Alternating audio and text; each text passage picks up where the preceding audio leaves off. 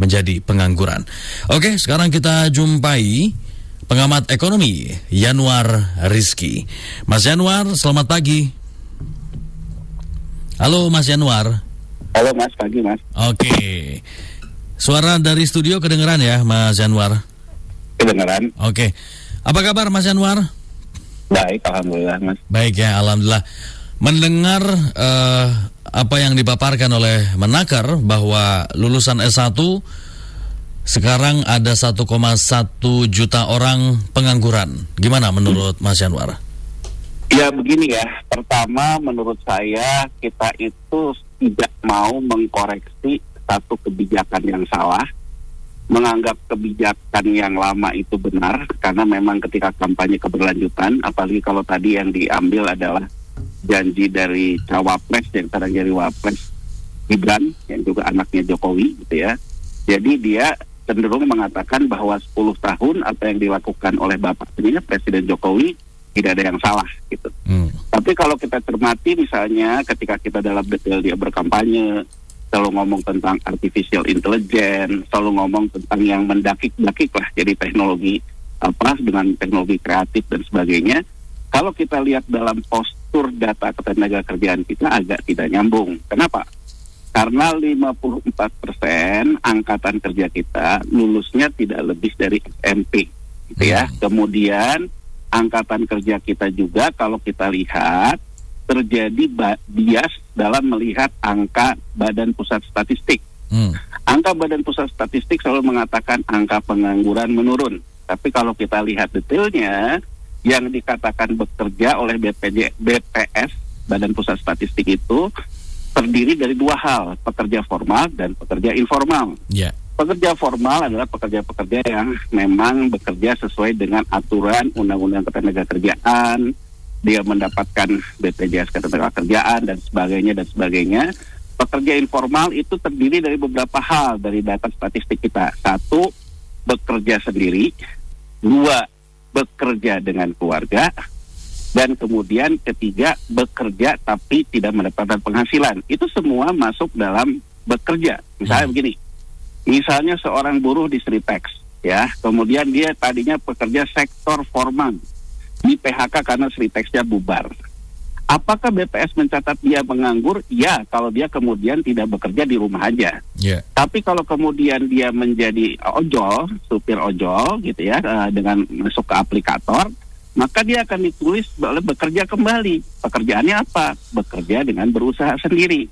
Nah, jadi ini yang menurut saya kita ini lagi ngomongin apa? Lagi ngomongin kualitas hidup, lagi ngomongin sektor formal atau lagi ngomongin sektor informal. Nah, sekarang kita lihat deh gitu ya. Mungkin satu sisi yang kita anggap dengan terobosan teknologi, aplikator, itu adalah menolong yang namanya penciptaan lapangan kerja. Tapi kan sebetulnya itu pekerjaan yang tidak berkualitas. Misal begini ya, ambil contoh. Ketika dulu yang ngojol itu, yang jadi ojol itu misalnya hanya 10 orang di sekitar studio Trijaya tuh hanya ada 10 ojol deh, karena yang bekerja di ojol 10. Orang yang kerja di gedung Trijaya masih banyak pekerja formalnya, belum ke PHK. 1, dari sisi supply yang akan menggunakan jasa ojolnya masih banyak karena bekerja di sektor formal. Kemudian yang di sektor informalnya juga masih sedikit lah, 10 orang. Yeah. Sekarang apa yang terjadi? Kalau di gedung Trijaya, di PHK, di sektor formal, kemudian dia juga menjadi supir ojol, supply-nya berkurang, sementara yang ojolnya tambah banyak. Mereka akan berebutan satu sama lain dan pekerjaan itu akan semakin tidak punya kualitas untuk standar hidup layak. Nah, jadi ini gitu ya. Jadi ketika kampanye menjanjikan itu, bias di situ. Seolah-olah yang kayak gitu tuh lapangan kerja kita nggak ada masalah. Nanti ditarik oleh sektor kreatif. Padahal sebagian besar tenaga kerja kita ini punya masalah di sektor formal. Yeah. Jadi sebetulnya kalau dilihat dari sisi ekonomi, sejak kita ini reformasi, kita itu menjadi ada perubahan postur ketenaga kerjaan kita dari lapangan kerja yang tadinya menyerap sesuai dengan postur demografi kita menjadi semakin ke sektor informal, menjadi semakin ke sektor jasa. Sektor-sektor yang sektor-sektor yang menyerap lapangan kerja dengan kualitas yang baik itu semakin tidak ada. Nah, ini kan yang begitu dulu kenapa tidak ada masalah? Karena yang namanya uang ya. Jadi mungkin saya agak sedikit melebar begini. Orang akan ada transaksi antar kelas menyebabkan ekonomi baik-baik saja. Saya mau contoh gini.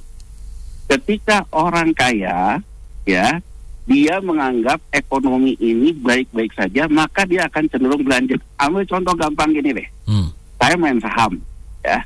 Sahamnya lagi rame, lagi bagus posisinya. Saya dapat uang dari saham.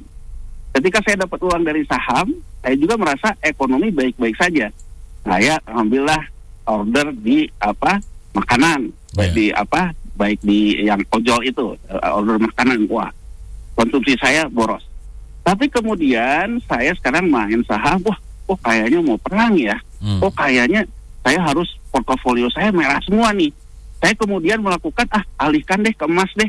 Saya juga mengurangi konsumsi saya karena ketakutan masa depan. Nah, uang ini kan tidak mengalir, sehingga akhirnya terasa betul saat ini bahwa kita ternyata tidak punya lapangan kerja gitu. Itu yang terjadi saat ini. Jadi sebetulnya sebetulnya sudah terjadi. Memang kita tidak punya orientasi pembangunan yang ke arah pembangunan struktural ekonomi. Tapi kenapa sekarang jadi terasa? Ya karena memang situasi ekonominya sedang tidak baik-baik saja. Transaksi antar kelasnya tidak terjadi. Nah itu sih Mas, kalau kita lihat kenapa yang terjadi saat ini seperti itu. Nah jadi kalau kita mengatakan merekrut tenaga kerja ke sektor formal, ya sebenarnya lagi kampanye juga harusnya kalau dia jujur melihat data BPS, jujur melihat konsep pembangunan ketika Presiden Jokowi selama 10 tahun, ya itu tidak akan menciptakan sektor formal gitu. Gitu loh Mas. Karena yang kelihatan menjanjikan ini semu yang tampak di permukaan begitu ya Mas Anwar? Iya, tepat, kalimat yang tepat dari Mas Fadli. Jadi sebetulnya kita berhadapan kepada sesuatu yang semu, seolah-olah tidak ada apa-apa, dan sesuatu yang semu ini sekarang menjadi terasa jadi masalah karena yang menghidupi sesuatu yang semu juga sekarang uang beredarnya mengering gitu loh Mas. Iya. Oke. Artinya kita butuh investasi besar dari luar untuk kembali menciptakan lapangan kerja, untuk menghidupkan kembali industri, atau gimana? Apalagi kalau melihat bagaimana kondisi para investor justru sekarang malah kabur dari Indonesia. Ya, ini ya saya ingin memberikan gambaran yang adil dan gambaran yang kita melihat situasi itu apa adanya. Kalau kita bicara investor, ya investor itu apa sih yang disebutkan investor asing? Investor asing itu kan orang-orang yang kemudian mengalami ekses likuiditas. Apa tuh ekses likuiditas? Uang dia setelah dia pakai untuk produksi di negaranya, dia pakai untuk konsumsi di negaranya, masih bersisa. Daripada dia nabung di negaranya, dia investasilah ke negara lain. Berarti kan itu yang disebut dengan ekses likuiditas. Sekarang kita lihat gitu. Di negaranya sendiri, Amerika Serikat sekarang mengalami masalah. Oh ternyata ekonomi Amerika Serikat yang bertumpu ke pasar keuangan menyebabkan kita semakin tidak independen dalam artian memproduksi barang.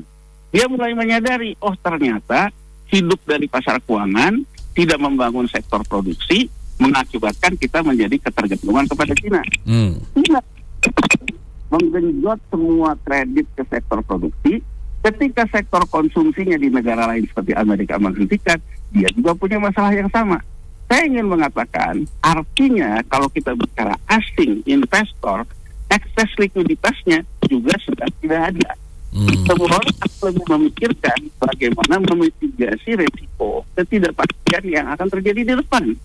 Jadi kalau menurut saya, kita harus fokus ke dalam diri kita sendiri. Kenapa sih kita tidak mengoptimalkan apa yang ada? Kenapa sih kita tidak memulai ini kepada sesuatu yang sederhana-sederhana? Misalnya gini ya Mas Fadli ya.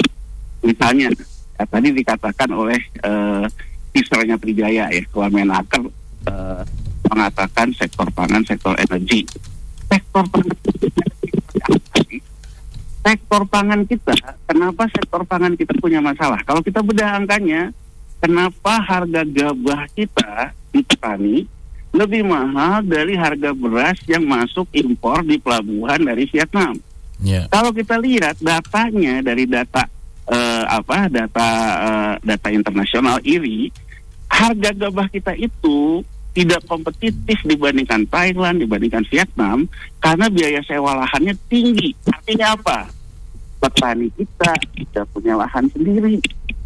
dia menyewa lahannya kepada orang yang memang punya lahan. Biaya buruh tani, sementara biaya buruh taninya rendah karena ada mekanisasi dan sebagainya. Nah sekarang kan artinya kalau kita memang mengglorifikasi keguruman ya seolah-olah bahwa kita akan pro ke sektor pangan, tapi pada akhirnya juga seperti yang sekarang terjadi, misalnya berasnya mencapai rekor tertinggi tapi numpuk di gudangnya Bulog. Kemudian kemarin kalau kita lihat dalam dengar pendapat di DPR, ketua komisinya nanya ke Menteri Pertanian, itu beras di Bulog sampai jadi kutuan, dan kemudian malah menyalahkan mafia beras di pasar. Ini kan sebenarnya menunjukkan harus kita restrukturisasi. Jadi bisa hanya sekedar mengatakan bahwa ini ya, saya ingin kita buka data deh. Sektor pertanian seolah-olah menjadi solusi ketika terjadi banyak pengangguran, banyak sektor yang beralih lagi ke sektor pertanian. Tapi kalau kita rinci, mohon maaf Mas Fadli, misalnya seorang buruh di Sritex, dia di PHK, dia pulang ke kampungnya, bantuin ibunya di sawah, sama BPS dicatat bekerja di sektor pertanian. Padahal di sawah bapak ibunya sudah ada buruh tani yang bekerja. Kan ada yang dibaca antara mereka. Jadi maksud saya, kalau kita ingin mengatakan memperbaiki sektor pangan untuk juga menggerakkan lapangan kerja, kita kan lihat tuh sektor pangan kita, pertanian kita baru sekarang seperti ini aja mencapai rekor, gabahnya tinggi, penyerapan lapangan kerjanya tinggi, tapi kita tidak menciptakan kualitas apa-apa. Yang akhirnya kan yang terjadi kita menghadapi deindustrialisasi karena kita tidak membenahi sektor pertanian. Padahal semua ekonom mengatakan untuk menyerap lapangan kerja butuh industri. Kalau itunya tidak kita perbaiki, daya beli di sektor pertanian ya, dalam artian daya beli petani, daya beli masyarakat desa tidak diperbaiki, dan tidak bangun industri. Jadi menurut saya, kalau kita melihatnya dalam skala seperti itu, kenapa sih gini loh? Kenapa kita kayak yang mudah-mudah aja? Saya lihat Vietnam gitu ya. Vietnam itu serius loh. Dia serius menggeser yang namanya petani pangan ke petani komoditas yang harganya tinggi. Misalnya, hari ini kita baca, Vietnam sudah menjadi raja kopi. Padahal, Mas Fadli, kalau kita lihat secara VOC dulu, kopi itu jagonya Sumatera. Itu loh. Nah, artinya apa? Vietnam itu sebenarnya simpel aja sih cara berpikirnya. Bahwa dia membangun kopi, dari mulai pembenihannya, dari segala macam, termasuk menjual kopinya. Dan satu lagi, Vietnam tahun 2016 itu importir durian. Sekarang 2024, Vietnam produsen durian terbesar, eksportir durian terbesar. Jadi saya ingin mengatakan, kenapa kita tuh tidak memulai yang simpel? Ini ada kopi, kebun kopi, kita buat kebun kopi. Bagaimana caranya kebun kopi ini punya varietas unggul? Oh, kita perlu riset benih. Oh, kita perlu menyiapkan lahannya. Oh, kita siapkan brandingnya.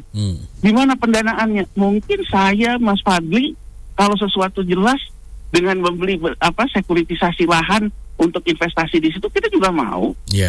Jadi maksud saya, kalau kita ingin belajar dari Vietnam, itu yang dia lakukan. Jadi yang dia lakukan itu bagaimana siklus budaya investasi lokal ini bisa berjalan. Kalau kita ini kan terlalu tinggi-tinggi gitu menurut saya. Ngomongnya tuh investasi asing, sekian, ngomong ke BlackRock, ngomong ke segala macam.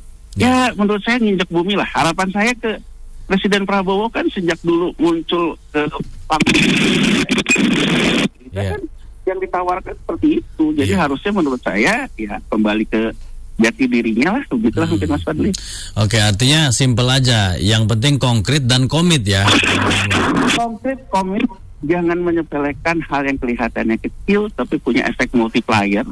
Karena kita harus sadar rakyat kita sebagian besar yang angkatan kerjanya SMP aja nggak tamat. Jadi artinya harus ada transaksi intelektual dari kelompok yang lebih intelek. Harus ada transaksi uang dari kelompok yang lebih kaya. Itu saja kan? Ya. Oke, mudah-mudahan tantangan ini bisa dijawab oleh pemerintah dalam merealisasikan lapangan pekerjaan yang tersedia untuk angkatan kerja saat ini. Terima kasih Mas Yanwar sudah bersama Trijaya pagi ini. Oke, itu tadi Yanwar Rizky, pengamat ekonomi.